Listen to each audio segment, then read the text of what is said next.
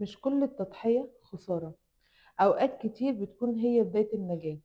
فاكرين قصة سيدنا إبراهيم عليه السلام مع سيدنا إسماعيل عليه السلام؟ قصة الذبح اللي احنا العيد بتاعها قرب لينا. القصة دي مش كان الاختبار بتاعها إني أذبح سيدنا إسماعيل، لا، الاختبار الحقيقي بتاعها كان في الصبر والثقة والتسليم لربنا، وقد إيه أنا مسلم إيديا بربنا وسلم أمري لربنا وسلم روحي لربنا.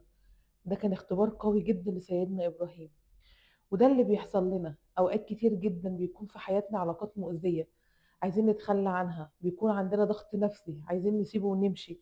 ساعات بنقول يا رب ريحنا، نفسنا نرتاح، بندور دايما على راحة القلب، ونفسنا دايما نهدى، ونفسنا دايما نفسنا تكون مستقرة.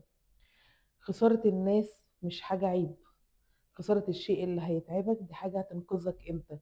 وحاجة لما تضحي بحد بيضايقك أو بيأذيك نفسيا أو تخرج من علاقات مؤذية أنت نفسك هترتاح. التسليم أوقات كتير جدا بيكون راحة لقلبك عشان يهدى. هرمون السعادة.